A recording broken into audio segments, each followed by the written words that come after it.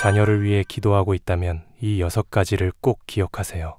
혹시 요즘 이런 생각 해보신 적 있으신가요? 나는 매일 기도하고 있는데 왜 자녀는 변하지 않을까? 정말 내 기도가 자녀에게 닿고는 있는 걸까? 눈을 감고 기도하다가도 문득 자녀의 얼굴이 떠오르면 기도의 언어는 끊기고 한숨이 앞서 나옵니다. 한참 동안 눈물만 흘리다 끝난 기도, 하나님께 맡긴다며 다시 내 마음대로 염려했던 그날들, 혹시 지금 당신의 모습 아닐까요? 자녀를 향한 기도는 세상의 어떤 기도보다 간절하고 복잡한 기도입니다. 그들은 내 몸에서 태어났지만 내 뜻대로 움직이지도 않고 내 마음처럼 자라주지도 않습니다. 말로는 맡깁니다 라고 하지만 정작 마음 한구석은 여전히 쥐고 있는 그 손, 하나님은 다 보고 계십니다. 그런데요, 혹시 이 말을 들어보신 적 있으신가요? 하나님은 자녀를 먼저 만지기 전에 부모의 무릎부터 먼저 만지신다. 그렇습니다. 기도는 내가 자녀를 바꾸기 위해 드리는 것이 아니라 하나님이 나를 바꾸셔서 결국 자녀의 인생에 하나님의 손길이 닿게 하시는 길입니다. 하나님은 부모의 기도를 통해 자녀의 삶에 등대를 세우시고 보이지 않는 바람 속에서도 믿음의 닻을 내리게 하십니다. 오늘 이 영상을 보고 계신 당신은 이미 그 기도의 여정을 걷고 있는 분일 것입니다. 혹은 이제 막 그 여정을 시작한 분일 수도 있고요. 그렇다면 지금부터 함께 나눌 6가지 말씀 꼭 마음에 담아보세요. 이 6가지는 단순한 팁이 아닙니다. 자녀를 위해 기도하는 이 시대의 부모가 절대로 놓쳐선 안 될 하나님의 시선입니다. 혹시 이 영상이 여러분의 기도에 작은 위로가 되고 하나님의 뜻을 다시 붙잡는 계기가 될 것 같다면 좋아요 버튼 한번 눌러주세요. 그 따뜻한 클릭 한 번이 더 많은 부모님들께도 하나님의 위로와 지혜를 전하는 통로가 될 수 있습니다. 그럼 지금부터 기도하는 부모라면 반드시 기억해야 할 첫 번째 메시지를 전해드리겠습니다. 첫 번째, 기도는 하나님께 맡기는 신뢰의 고백입니다. 자녀를 위한 기도를 드릴 때 우리는 자주 맡긴다고 고백합니다. 하나님, 제 자녀를 주님께 맡깁니다. 입술로는 그렇게 말하지만 정작 우리의 마음은 여전히 자녀의 삶을 내 손으로 끌고 가려 할 때가 많습니다. 자녀가 결정한 진로가 마음에 들지 않을 때, 연애나 결혼 문제로 갈등이 생길 때, 신앙에서 멀어지고 방황할 때 우리는 믿음보다 불안을 먼저 꺼내듭니다. 그리고 기도라는 이름으로 사실은 통제하려 할 때가 있습니다. 하나님, 제 뜻대로 되게 해주세요. 기도가 아니라 명령이 되어버린 고백, 그 속엔 맡김이 아니라 집착이 숨어 있습니다. 하지만 여러분, 진짜 기도는요, 내가 내려놓을 수 없는 것을 하나님 앞에 내려놓는 훈련입니다. 자녀는 우리의 것이 아닙니다. 처음부터 하나님께서 맡기신 사명이었고 언젠가는 돌려드려야 할 하나님의 소유입니다. 사무엘상 1장을 떠올려 보세요. 아들을 얻기 위해 눈물로 기도하던 여인 한나. 그녀는 아이를 얻자마자 가장 소중한 그 아이를 다시 하나님께 드렸습니다. 이 아이를 위하여 내가 기도하였더니 여호와께서 나의 구하여 기도한 바를 허락하신지라. 그러므로 나도 그를 여호와께 드리되 그의 평생을 여호와께 드리나이다 하고 그 아이는 거기서 여호와께 경배하니라. 한나는 기도했기 때문에 붙들지 않았고 하나님을 신뢰했기 때문에 손을 놓을 수 있었습니다. 이것이 진짜 맡김이고 이것이 진짜 믿음입니다.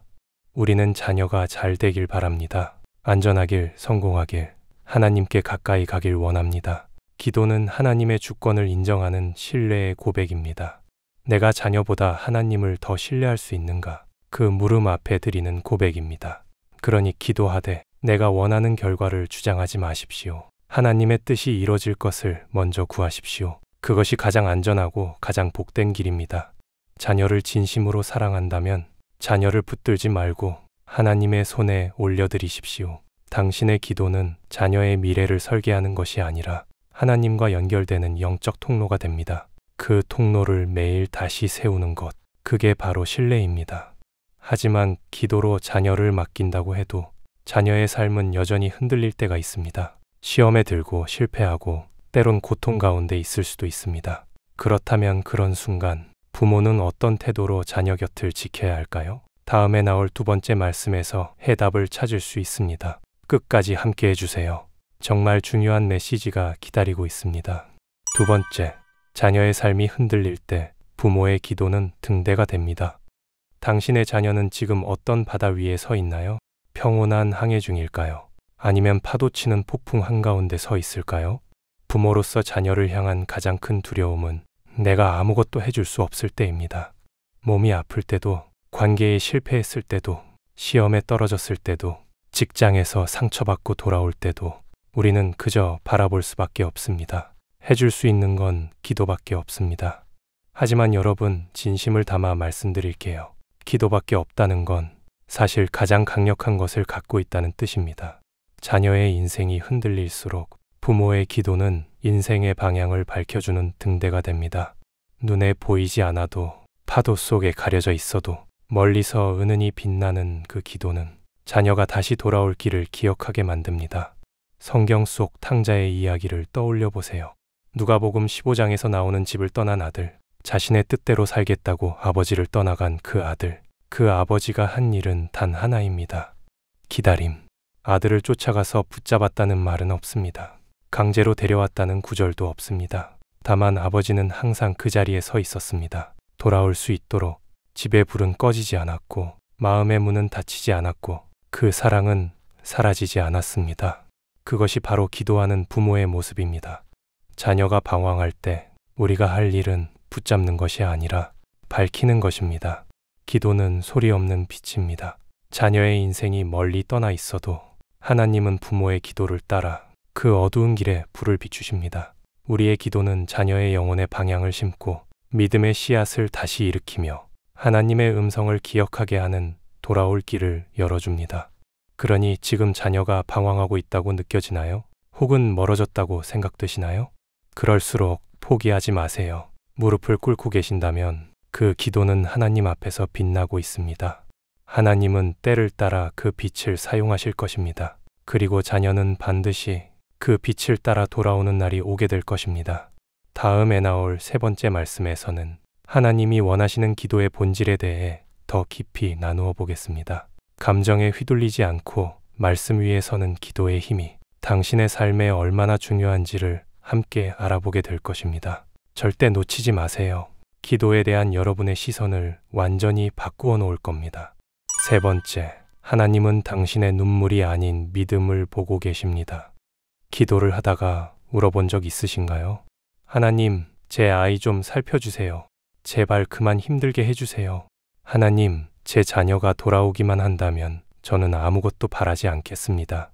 말끝마다 흐느낌이 섞이고 기도는 점점 말보다 눈물이 앞설 때가 있습니다. 아무 말도 하지 못하고 그저 가슴을 쥐고 주저앉을 때, 그럴 때 우리는 스스로를 이렇게 위로하곤 하죠.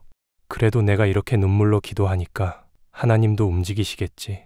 하지만 여러분, 하나님은 우리의 눈물에만 반응하시는 분이 아닙니다. 하나님은 언제나 믿음을 보십니다. 눈물은 우리의 감정이고 믿음은 우리의 결단입니다. 하나님은 우리의 감정에 감동하실 수는 있지만 당신의 인생을 움직이시는 기준은 믿음입니다. 성경을 보세요. 수로보니게 여인이 주님 앞에 나와 자신의 딸을 고쳐달라고 간청했을 때 예수님은 한참 동안 아무 말씀도 하지 않으셨습니다. 침묵, 거절, 심지어 모욕처럼 들릴 수 있는 말씀까지 들었습니다. 하지만 그녀는 멈추지 않았습니다. 눈물로 애원하다가도 믿음으로 이렇게 고백했습니다. 주여, 올소이다마는 개들도 제 주인의 상에서 떨어지는 부스러기를 먹나이다. 그 순간 예수님은 말씀하셨습니다. 이에 예수께서 대답하여 가라사대, 여자야, 내 믿음이 크도다. 내 소원대로 되리라 하시니 그 시로부터 그의 딸이 나으니라. 눈물이 아닙니다. 고집도 아닙니다. 믿음이었습니다. 여러분, 기도할 때 감정이 흐르는 건 너무도 당연합니다. 우리는 부모니까요. 자녀의 한숨 한 번에 가슴이 쪼개지듯 아픈데 어찌 울지 않겠습니까? 하지만 중요한 건 그 눈물 너머에 믿음이 있느냐는 것입니다. 기도하면서도 에이, 안 될 거야. 내 자식은 그냥 이러다 끝나겠지 라고 속으로 체념하고 있다면 그건 눈물일 뿐 믿음은 아닙니다. 믿음은 결과를 보며 움직이지 않습니다. 믿음은 말씀을 보며 붙듭니다.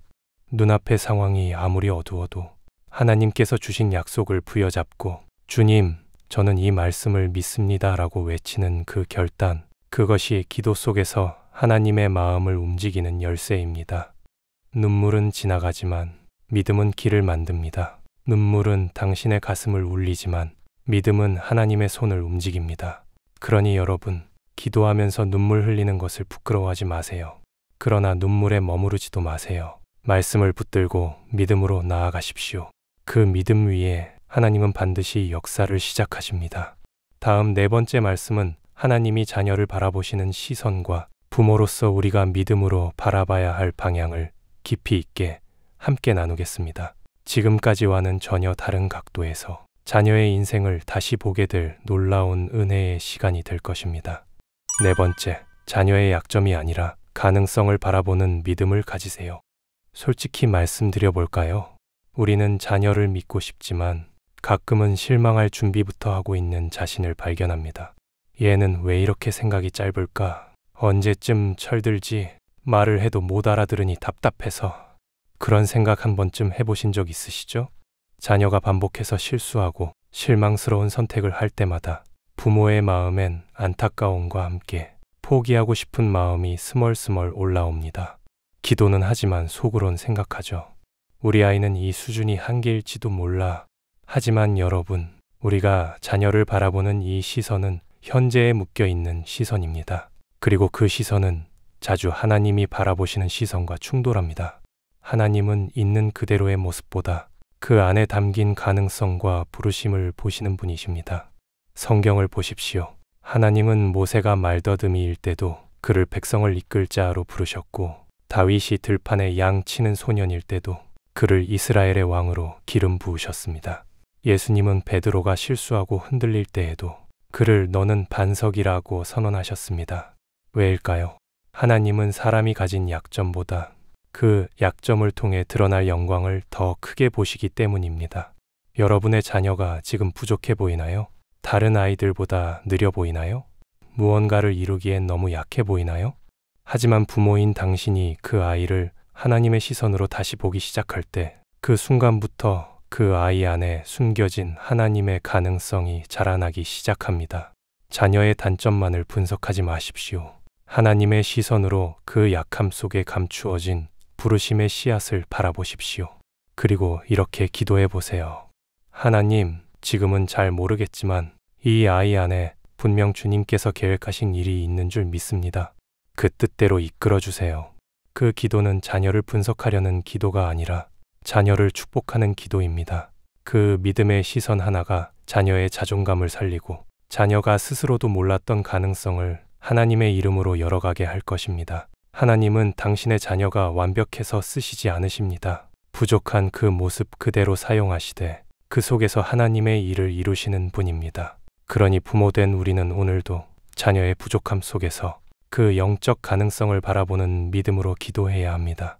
하지만 우리가 자녀의 가능성을 믿으려 해도 가끔은 자녀 자체보다 나 자신에게 실망할 때가 있습니다. 내가 더 잘했어야 했는데, 기도를 더 했어야 했는데, 내가 부모로서 부족해서 아이가 이리 된 건 아닐까? 그 질문에 시달리고 계신가요? 그렇다면 다음 말씀, 정말 중요한 메시지를 나누려 합니다. 부족한 나, 완벽하지 않은 나, 하지만 여전히 하나님께 순종하려는 그 마음 하나를 통해 하나님이 어떻게 자녀를 인도하시는지를 깊이 있게 전해드리겠습니다. 다섯 번째 말씀은 부모된 우리 모두에게 위로이자 사명이 될 것입니다. 다섯 번째, 하나님은 완벽한 자녀가 아니라 순종하는 부모를 찾으십니다. 혹시 내가 뭘 잘못해서 자녀가 이렇게 힘든 걸까? 이것은 많은 부모가 밤마다 가슴에 묻고 사는 질문입니다. 특히 중년의 부모라면 더 그렇습니다. 지금쯤이면 자녀가 잘 됐어야 할 것 같은데, 지금쯤이면 더 신앙 안에 깊이 들어와 있어야 할 것 같은데, 여전히 헤매고, 여전히 불안하고, 심지어 하나님을 멀리하는 자녀를 보며 혹시 내가 기도를 게을리했기 때문은 아닐까? 내가 부모로서 뭔가 잘못 살았던 건 아닐까? 스스로를 자책합니다. 그리고 점점 기도를 향한 손이 느슨해지고 믿음을 향한 무릎이 무거워집니다. 그런데요, 하나님은 우리에게 완벽한 부모가 되라고 명령하지 않으셨습니다. 단 한 번도요. 하나님은 순종하는 부모, 즉 말씀 앞에 무릎 꿇는 부모를 찾으십니다. 부족해도 괜찮습니다. 완벽하지 않아도 괜찮습니다. 중요한 것은 하나님의 말씀에 반응하며 기도하는 부모입니다. 창세기를 보면 아브라함은 자신의 실수로 인해 이삭을 잃을 뻔하기도 했고, 야곱은 편애로 인해 자녀 사이에 큰 갈등을 만들기도 했습니다. 심지어 다윗조차 자녀들 간의 비극적인 사건을 막지 못했습니다. 그들은 완벽한 부모가 아니었습니다. 하지만 그럼에도 불구하고 하나님은 그들을 사용하셨습니다. 왜일까요? 그들이 완전했기 때문이 아니라 하나님 앞에 무릎을 꿇을 줄 아는 사람이었기 때문입니다. 하나님은 오늘도 자녀가 얼마나 잘하느냐보다 부모가 하나님 앞에 얼마나 순종하고 있느냐를 보고 계십니다. 우리가 기도로 자녀를 올려드릴 때 우리의 부족함 속에서도 하나님은 역사하십니다. 그래서 부모된 우리의 사명은 더 나은 계획자가 되는 것이 아닙니다.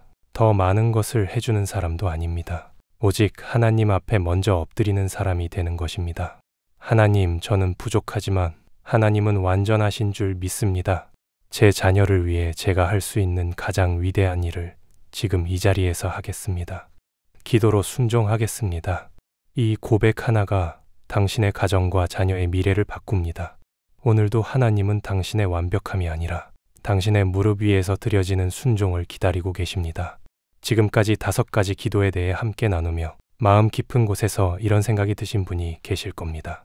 나는 이 말들이 다 맞는 줄은 알겠는데 막상 기도하려고 하면 무슨 말을 해야 할지도 모르겠고 자꾸 감정만 앞서고 기도가 멈춰버립니다.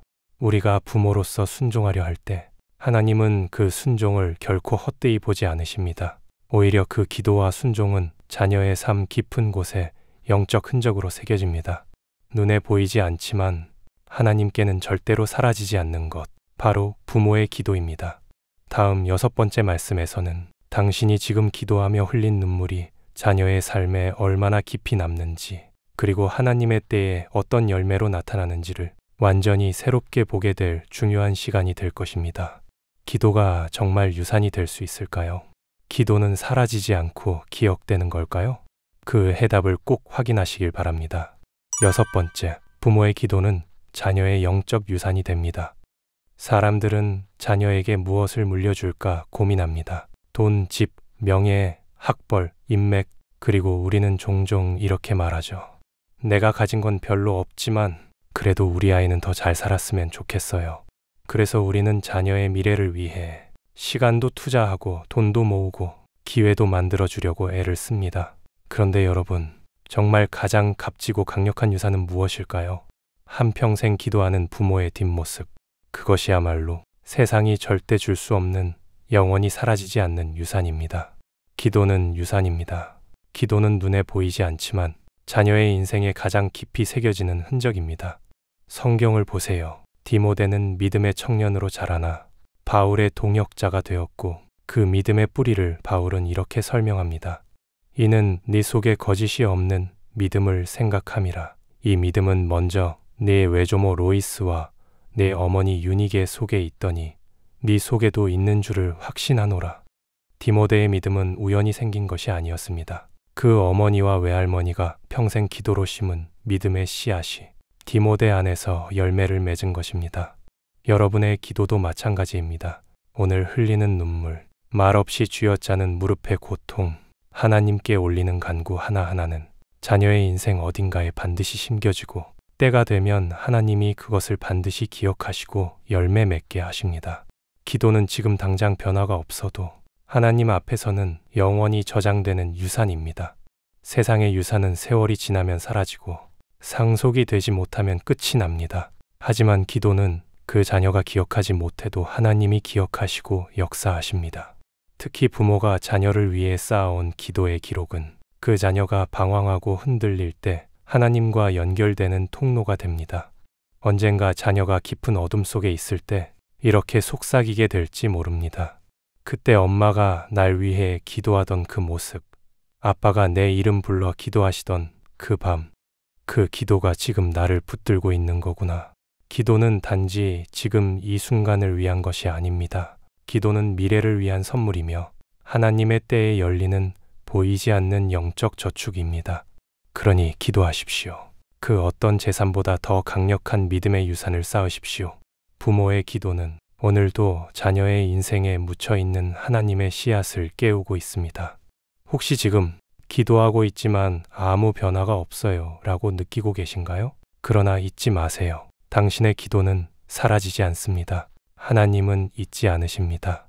자녀가 잊어도 하나님은 기억하십니다. 그리고 언젠가 당신의 자녀가 또 그 자녀를 위해 같은 무릎을 꿇을 날이 오게 될 것입니다. 믿음의 기도는 세대를 뛰어넘습니다. 그러니 오늘도 당신의 손을 들고 입을 열어 자녀의 이름을 부르며 하나님께 기도하십시오. 그것이 이 시대 부모가 남길 수 있는 가장 강력한 유산입니다. 이제 우리는 자녀를 위해 할 수 있는 가장 위대한 일이 단지 무언가를 해주는 것이 아니라 기도를 남기는 것임을 함께 확인했습니다. 그리고 그 기도는 하나님 앞에서 결코 사라지지 않는 영원한 유산이 됩니다. 이제 마지막으로 이 모든 말씀을 정리하며 우리가 자녀를 위해 어떤 믿음의 걸음을 계속 걸어야 할지 깊이 있는 결론과 실천적 조언을 나누겠습니다. 기도가 막혀 있을 때 어디서부터 다시 시작해야 할지 모르는 분들에게도 가장 은혜로운 시간이 될 것입니다. 지금까지 오셨다면 이제 마지막 한 걸음만 함께 해주세요. 당신의 기도가 다시 살아나는 시간이 될 것입니다. 부족한 기도라도 하나님은 반드시 사용하십니다. 자녀를 위해 기도하는 부모의 마음은 그 무엇으로도 다 설명할 수 없습니다. 말보다 눈물이 먼저 흐르고 때로는 침묵 속에서 하나님, 이 아이를 제발 붙잡아 주세요. 그 한마디조차 제대로 하지 못하는 날도 있습니다. 하지만 오늘 이 6가지 메시지를 함께 따라오신 당신은 이미 하나님의 시선으로 자녀를 다시 보기 시작한 사람입니다. 하나님은 당신의 그 마음을 보고 계십니다. 우리가 자녀를 놓지 못했던 이유, 그들을 내 뜻대로 끌고 가려 했던 이유, 기도하면서도 불안했던 이유, 그 모든 것의 중심에는 사실 자녀를 향한 사랑이 있었음을 하나님은 아십니다. 그러나 하나님은 이제 그 사랑을 한 단계 더 깊은 곳으로 하나님을 신뢰하는 믿음으로 이끌고 계십니다. 기도는 부모가 할 수 있는 일 중 가장 위대한 일이자 자녀가 받을 수 있는 축복 중 가장 강력한 보호막입니다. 기도는 상황을 바꾸기 전에 먼저 나의 마음을 바꾸고 나의 눈을 열어 하나님이 이미 일하고 계신 그 자리로 나를 데려가게 합니다. 그러니 오늘 기도가 멈췄던 자리로 다시 돌아오십시오. 완벽한 자녀가 아니라 하나님은 무릎 꿇은 부모를 찾고 계십니다. 하나님, 저는 여전히 부족하지만 주님의 말씀을 따라 순종하며 우리 아이의 인생을 기도로 올려드립니다. 제가 할 수 있는 가장 큰 사랑을 이 무릎으로 실천하겠습니다. 이 고백이 오늘 당신의 입술에서 흘러나오기를 소망합니다. 그리고 하나님께서 당신의 기도를 사용하셔서 자녀의 인생 가운데 빛을 비추시고 길을 여시고 하늘의 때를 이루실 줄 믿습니다. 이제 자녀를 위한 기도를 멈추지 마세요. 그리고 기억하세요. 하나님은 당신의 눈물이 아니라 믿음을 통해 자녀의 인생을 이끄십니다. 지금부터 다시 시작해도 늦지 않았습니다. 이제 하나님께 맡기고 믿음으로 기도하십시오. 주님이 이미 당신보다 먼저 자녀의 인생에 손을 얹고 계십니다.